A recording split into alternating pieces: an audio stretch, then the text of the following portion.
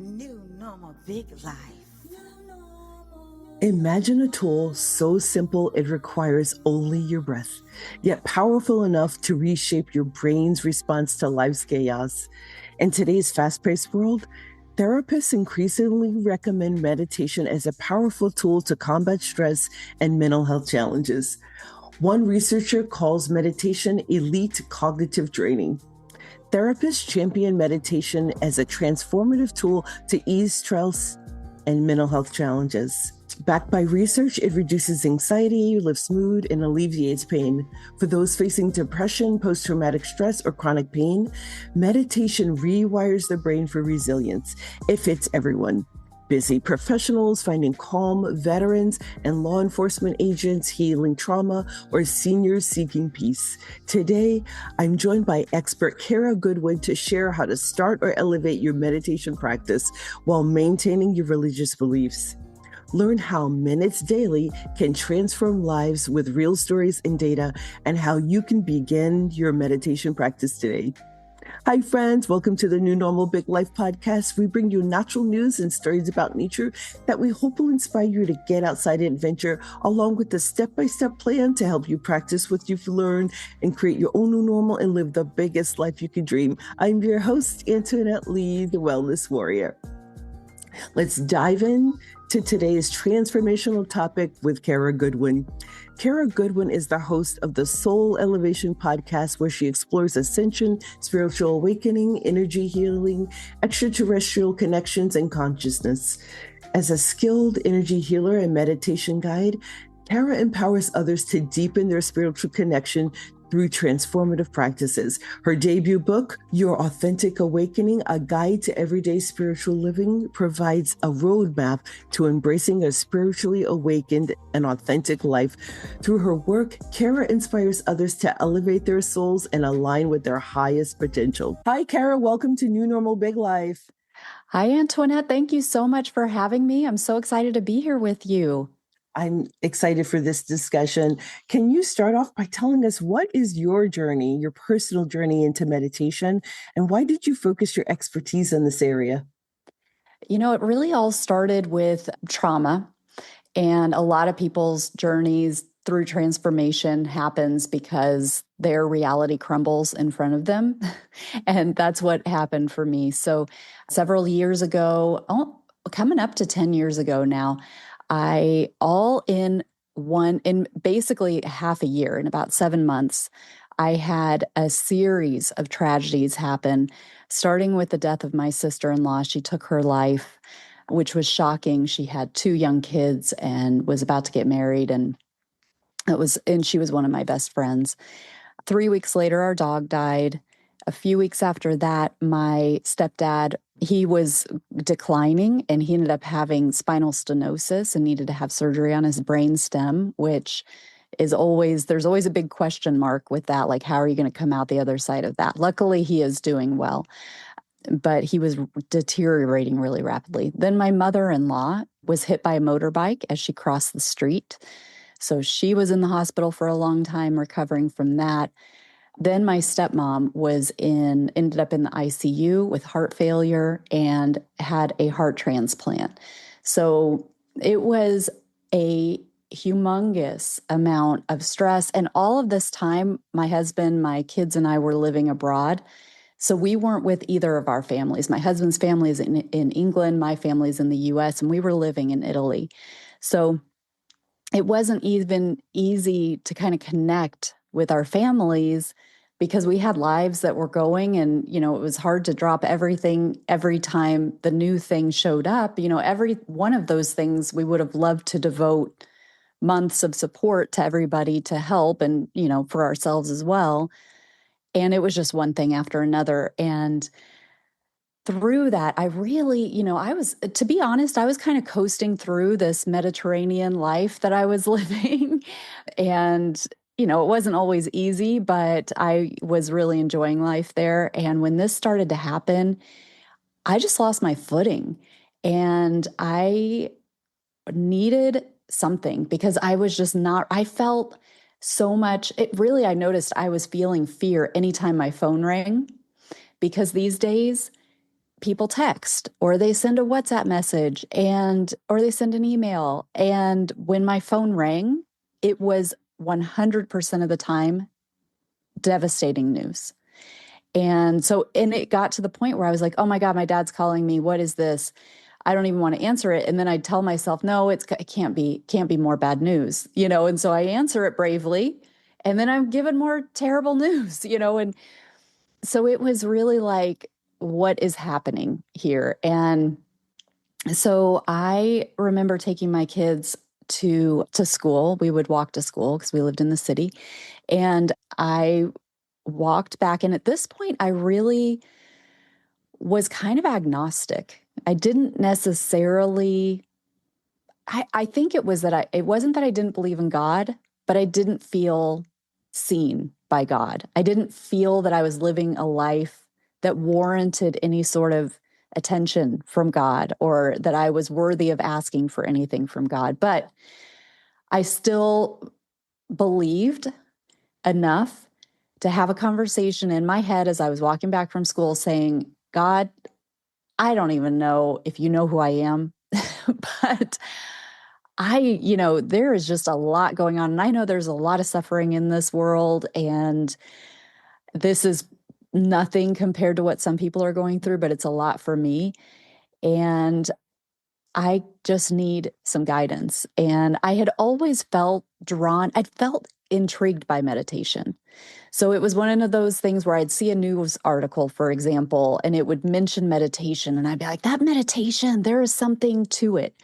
But I would get inspired to try it, and I wouldn't really feel anything magical about it. And I didn't really feel, it just made me notice that my thoughts were racing. And I'm like, well, I can have racing thoughts and get the dishes done, and have racing thoughts and watch TV or, whatever it is. But I'm like, I am not feeling this stillness that people talk about. I'm not getting this inspiration that people are talking about. But I really, because I'd been so like intrigued by it, in this conversation that I was having with God inside my head, I was like, if there's something to this meditation that will help me through this time, help me find a resource for it and make it in English, because I actually had tried meditation locally there in Italy, but it was in Italian and it was too much for me to try to keep up with it.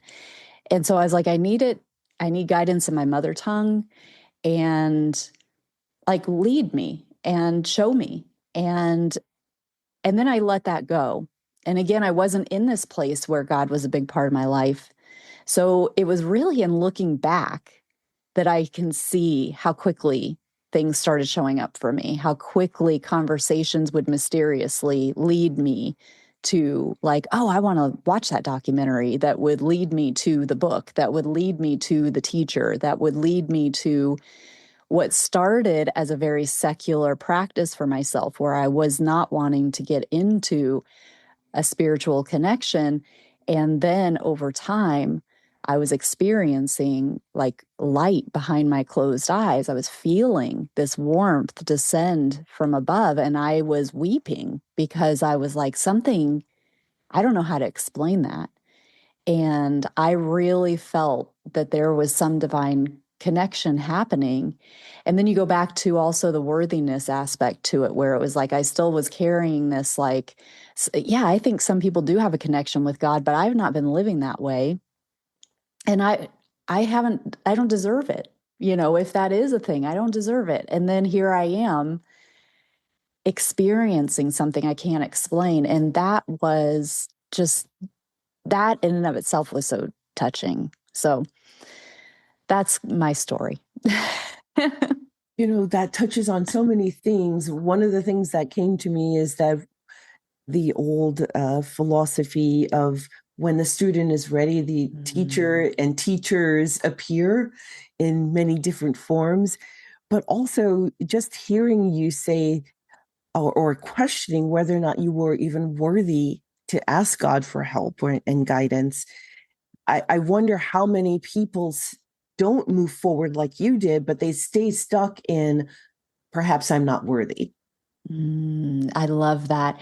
I heard a philosopher at one point talking about the moon, like kind of relating God to the moon. And he was telling this story, it was probably allegorical, but, of looking up at the night sky and equating it to God, thinking that moon is there for anybody to look at any time.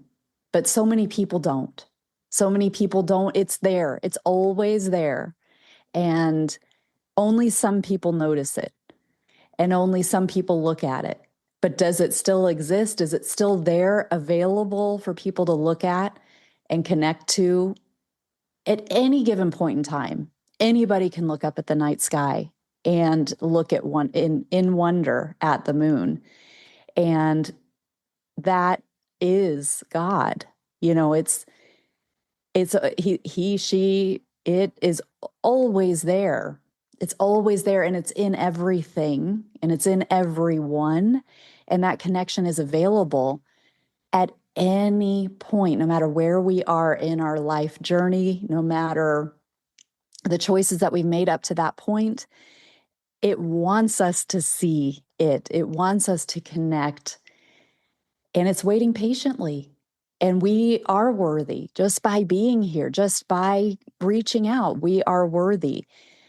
One of my teachers at one point had a philosophy that let's call it like your guardian angel or Jesus or whoever, like your guidance, that divine guidance that is living within you.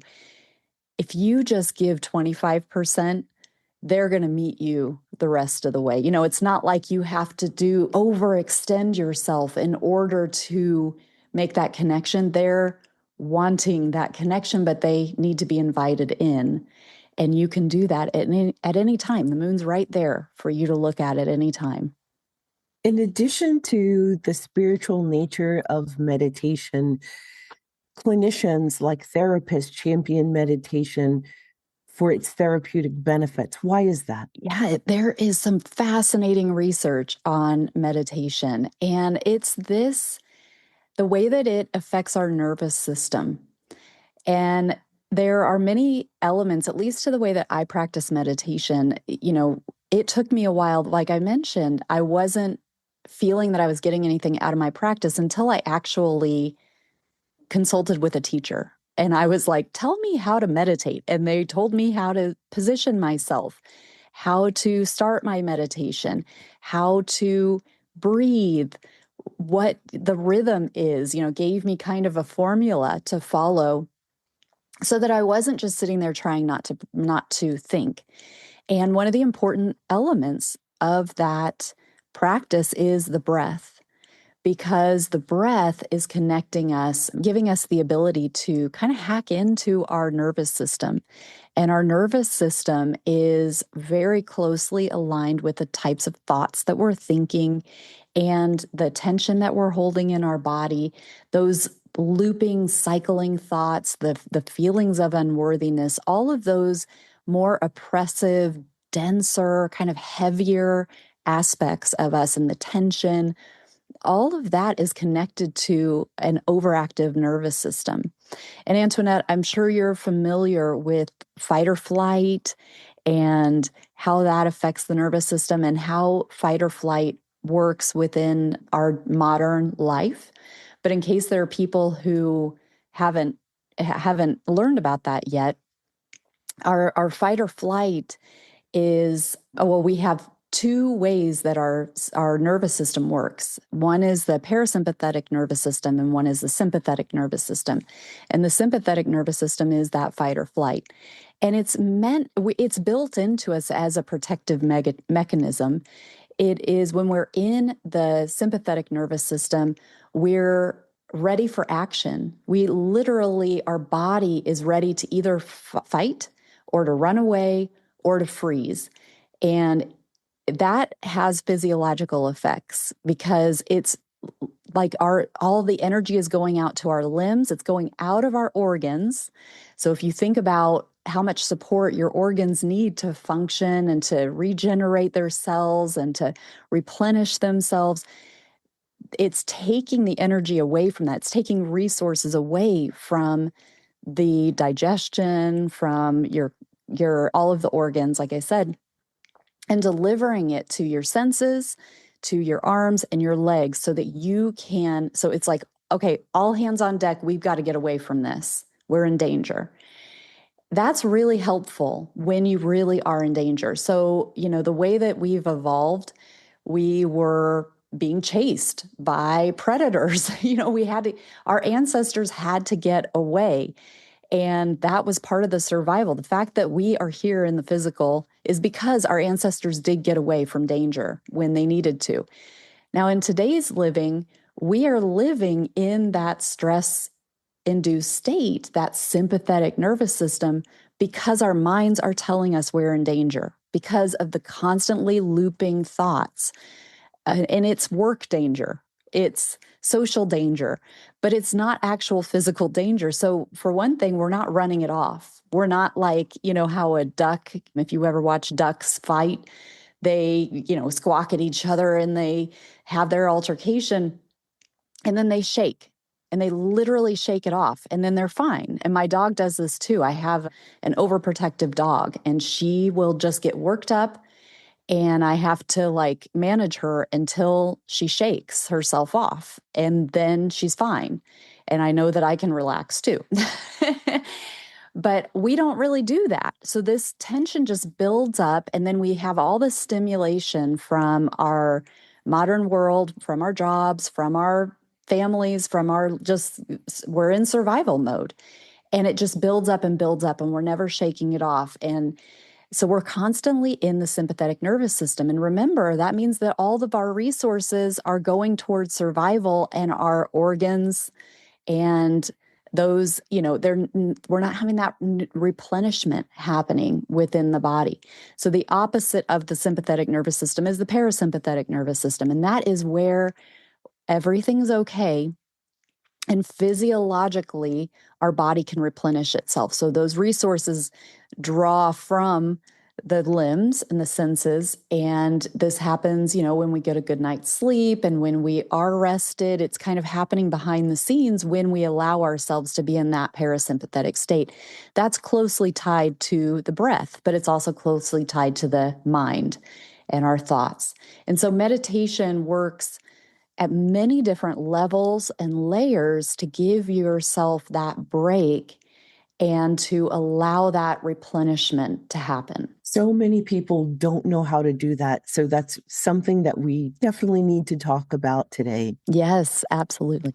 World events are constantly teaching everyone some very painful lessons. Without warning, everything we take for granted can suddenly fail. And if you're not prepared in advance, you really don't have a chance. The fact is, the modern world runs on a just-in-time supply schedule.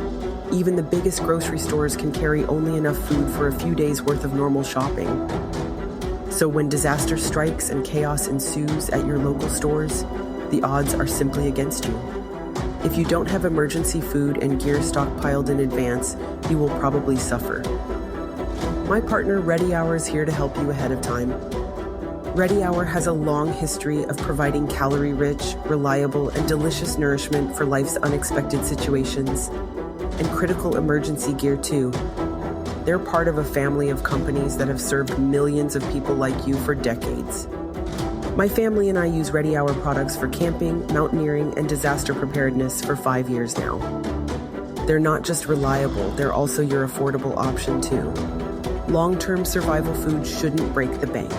That's why they have great sales and payment options for you. It's your bridge to safety and survival when things just aren't normal anymore. So make your next decision your smartest decision. Be ready for tomorrow, today. Trust Ready Hour. Ready to shop? Use my affiliate link in the show description. Before we cover the next topic in this episode, I want to introduce you to the adventure sports lifestyle with what I call a micro story about an adventure that I've had. The adventure sports lifestyle and my deep connection to nature is essential to my good health. So here's the story. There are eating fish, trophy fish, bait fish, and releasing fish.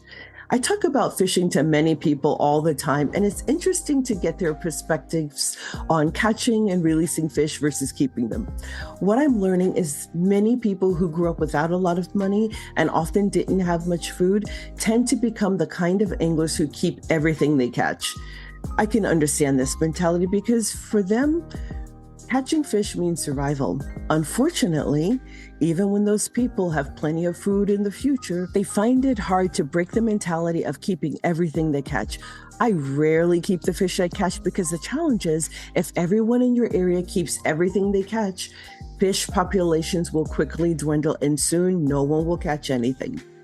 I saw this happen in 3 northern Colorado lakes where I used to fish. Catching a trophy fish to some means mounting it and putting on their wall to show friends and family. However, I have a different perspective on trophy fish. I like to photograph and release them back into the water. Nowadays, there are a lot of options for creating a replica of your trophy fish, which supports local artists and craftsmen while allowing those good genes in the fish to live on. Then there are some fish that make good bait fish, and you may want to keep one occasionally to cut up and use as bait. However, 99% of the time, I catch and release the fish. And there is no right way to handle your fish. I simply wanted to share the different perspectives so that you can make informed decisions about what to do as a new or experienced angler. I hope this inspires you to get outside and adventure alone, with friends, or the people you love most.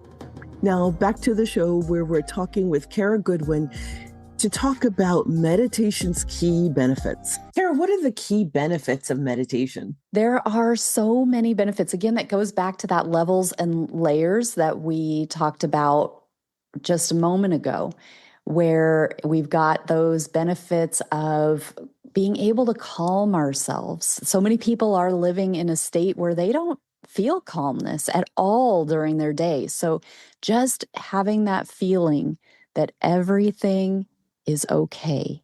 In this moment, everything is okay. And it may mean that there are a lot of things that still have to be organized, and there are a lot of things that still have to work themselves out, but it's this ability to come back to this moment and let ourselves be in this moment, to be okay, not constantly searching for what's undone, what still has to happen, and so forth. So we have that nervous system aspect that we already talked about. There are also some interesting things about memory retention, being able to remember things more easily. I've been meditating, as I mentioned, for coming up to a decade now. My immunity has skyrocketed. I am so much more protected from colds, sinus infections, respiratory illnesses. I used to have multiple times a year I was dealing with sinus infections, respiratory infections, and they took forever to leave. I would have to sleep in another room because I didn't want to wake my husband up with my coughing in the middle of the night. It's always one of those that it's worse when you're lying down. And I'd wake myself up, I'd wake my husband up. And I very rarely become sick, have colds.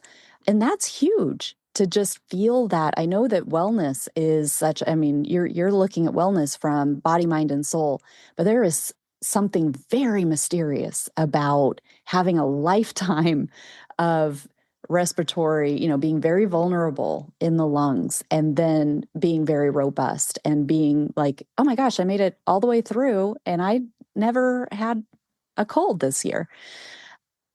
So, even things like my dream recall started to increase. And really another thing that I notice about your podcast and your listeners is, again, it's that wholeness. It's looking at so many different parts of you've got like, what's the importance of magnesium, and what is the importance of like your social media intake and the toxicity, and even what you're posting on social media and things like that.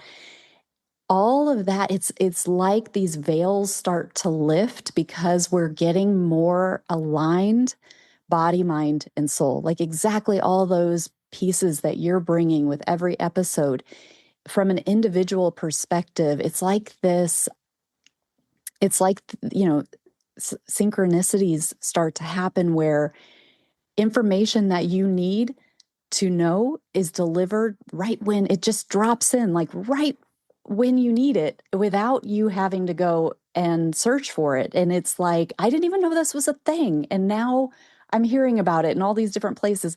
All of these things really started to increase a lot as well with meditation practice. So that's just some, but there is really fascinating in research and insights about the physiological effects and the more esoteric effects and the deepening connection of, that's been one of the big ones for me, is the deepening connection within myself, within my connection with God, my worthiness, my confidence, and seeing myself beyond the physical and understanding that there's really more going on behind the scenes. In my first few years out after the military, a therapist, in addition to recommending journaling, she recommended meditation. And I really struggled with meditation. I couldn't quiet my brain long enough to get into the zone of meditation and feel its benefit. The other challenge was that I had a brain injury, so remembering anything short term was very difficult. But so many people in the therapeutic community talk about the benefits of meditation on treating anxiety, depression, post-traumatic stress, and chronic pain. Can you talk a little bit about that? Well, first of all, what you talk about with the struggles that you've had with meditation are so common. And a lot of people stop when they try it and they feel like they're not getting anywhere with it. And that's one of the hard things, is that it feels like it's such a natural practice that we should just be able to do it. We're just sitting there and we're not thinking. So there's no, that should be something that we can all do, right? And it is something that we can all do, but it does take training. So it's just like any able-bodied person could learn to play the piano. And the keys are right there, and they're the same for everybody. But it does take training to be able to learn how to do it in a harmonic way. And meditation is the same way, where you need to be patient with it. We need to be patient with ourselves. And again, going back to that, having a method, that was really important for me. So doing more than just sitting there and not thinking, but saying, okay, this is step one, this is step two. And the other piece to it is, I was so eager when I first started that I wanted to go for, the longer the better. But when we're starting out, it's actually the shorter, the short bursts are actually going to be a lot better. So if we can do it for 1 minute even, and just sit there and watch our breath, just either breathe deeply down into the belly, feeling the belly, just really tuning in for 1 minute, feel that belly expand out with a deep inhale, a long, slow inhale, and exhale it back in with the exhale. And just watch the breath for 1 minute and let that be the only point of focus. And if your mind wanders, which, by the way, it's going to, because you have a lifetime of multitasking, being rewarded for multitasking, of the mind just pinging around, and you just go with it. So it takes dedication. It takes that, I just hopped on the thought train and I didn't even realize I did it. Let me come back to watching my breath for a minute. And do that several times, and then up it to 1.5 minutes or 2 minutes, and let it slowly build. And then you can have those that's a lot easier than trying to, follow your thoughts. What ends up happening is it becomes very frustrating to say, like, ooh, this is great, so I'm going to do it for a long time. And all you realize you're doing is sitting there and the thoughts are pinging around. But in terms of the depression and why it is, and the trauma, again, there is some amazing research, and that's why that gets so recommended by so many clinicians, because there really is a lot of benefit. There's research that shows that with only 8 weeks of meditation practice for I think it was like 12 minutes a day, the neurons start making new connections. And so with the brain, we have the prefrontal cortex. We have the kind of the more forward part of the brain right behind the brow bone. And then we have the lower middle part of the brain, which is the limbic system. That lower middle part is that more animalistic, the older part of the brain from an evolutionary standpoint. And as our human brain began to evolve, the newer parts are kind of the outermost parts. The brain, like new stuff that got added was the outer more parts of it. And so that front part is like the newest part from an evolutionary standpoint. That's where we come out of survival. That's where we have the more unified, everything is okay, we're all on the same team, the altruism, the creativity, the joy. When we're feeling those states, it's the front of the brain. It's the prefrontal cortex, the prefrontal lobes that are active if you're watching a brain on an MRI. When we're in the anger, the defensiveness, we're shut down, we're afraid, that's the limbic system. That's that older animal survival part. They can't, it's very simplifying this a lot, but they can't really be active at the same time. At any given point, one or the other can be active. So with meditation, we're deliberately activating that prefrontal cortex, which quiets the limbic system. As we do that more and more, there's a cumulative effect. And you start to habituize your brain that, oh, this is where I get my activity from. When, I live my life from the prefrontal cortex. So we're less and less going into that survival mode, that limbic system, which changes our whole life experience. If someone is new to meditation, they might have questions like, where should I meditate? What time of day? What should I wear? Should I sit, stand, lie down? And should I be in a comfy chair, a hard surface? Any advice for someone brand new to meditation to just get started doing it today? Yes, I love this question. And, there are guidelines that make it easier, having comfy clothes on. You can meditate in a chair. Some people do prefer to sit. I actually have a 21-day course that goes into detail with all of this. But just from a highlights perspective, I find that it is much wiser to be seated upright than to lie down. And the reason for that is that you have a whole lifetime of habituating yourself to, when I lie down, I go to sleep. So it's really difficult, especially in the beginning, if you want to meditate and you lie down, because it's really hard not to fall asleep, especially because you're deliberately relaxing yourself. But comfy clothes are helpful. If you want to sit in an upright chair, you can do so. But it's really helpful to have a nice straight spine, whether you're seated on the floor or on the chair. The time of day, it's really helpful to do that before you get your day going. So to go as much from direct sleep into your meditation before you've checked your email, before you've looked at the news, if you're doing that, before you've really interacted with anybody, because you're much fresher state, you're a clean slate.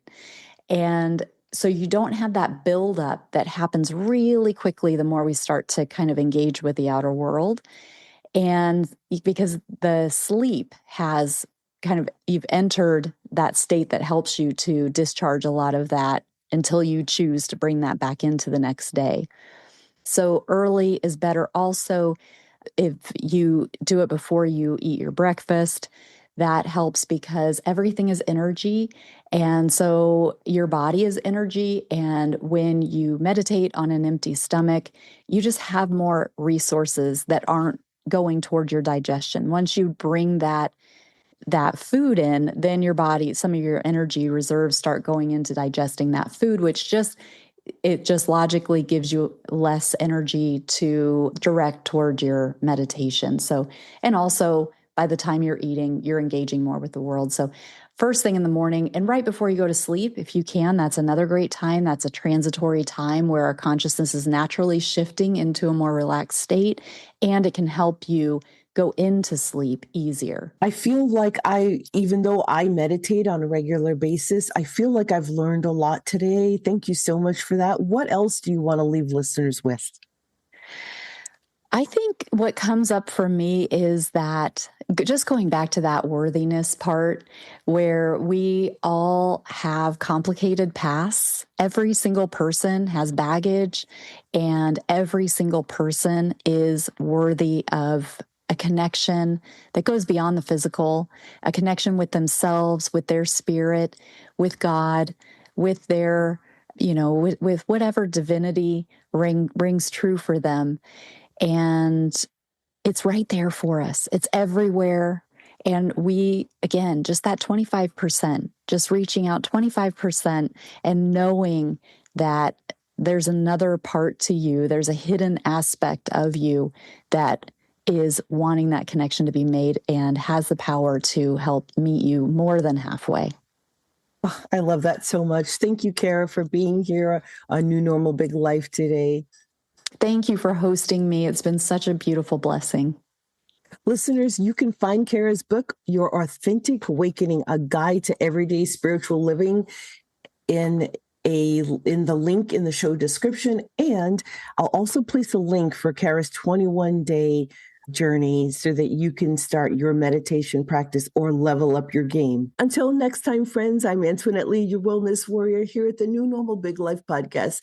I hope one day to see you on the river, in the backcountry, or in the horse barn living your best life.